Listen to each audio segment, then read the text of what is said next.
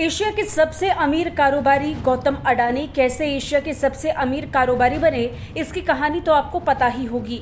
लेकिन एशिया से दुनिया तक अपनी धमक को बढ़ाने वाले कारोबारी अब कुछ ऐसा करने जा रहे हैं जो उन्हें विश्व पटल पर एक पायदान और आगे बढ़ा देगा। दरअसल गौतम अडानी इजराइल का एक पूरा बंदरगाह खरीदने वाले हैं। गौतम अडानी की एक कंपनी अडानी पोर्ट्स पहले ही भारत की सबसे बड़ी बंदरगाह ऑपरेटर है। अब अडानी पोर्ट्स का दायरा देश की सीमा से बाहर निकलने वाला है। गौतम अडानी की कंपनी इजराइल के सबसे प्रमुख बंदरगाहों में से एक हैफा पोर्ट को करीब 9,500 करोड़ रुपए में खरीदने जा रही है।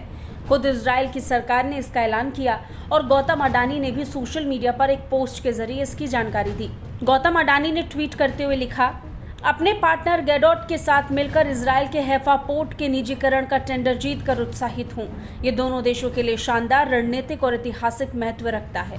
हैफा में आकर गौरवान्वित महसूस कर रहा हूं, जहां भारतीयों ने साल 1918 में सैन्य इतिहास के सबसे शानदार कैवेलरी चार्जेस में से एक की अगुवाई की थी। इजराइल का ये अहम बंदरगाह भूमध्य सागर के तट यानी मेडिटेरियन सी कोस्ट पर स्थित है और इसका काफी ऐतिहासिक महत्व है। फिलहाल भूमध्य सागर के तट पर यह बंदरगाह व्यापार के सबसे बड़े केंद्रों में से एक है।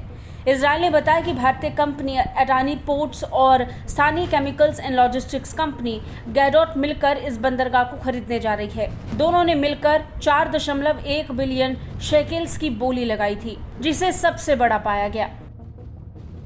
शेकेल्स इजराइल की आधिकारिक मुद्रा है। इस अमाउंट को कन्वर्ट करें तो ये करीब 1.18 बिलियन डॉलर यानी करीब 9,429 करोड़ रुपए हो जाती है। करीब 2 साल चली टेंडर की प्रक्रिया के बाद गैडोट और अडानी को ये सफलता हाथ लगी।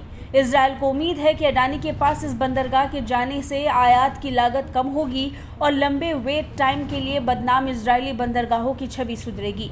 रॉयटर्स की एक रिपोर्ट के मुताबिक डील के तहत अडानी पोर्ट्स के पास इस बंदरगाह में 70% हिस्सेदारी रहेगी, वहीं स्थानीय कंपनी के पास बाकी की 30% हिस्सेदारी रहेगी।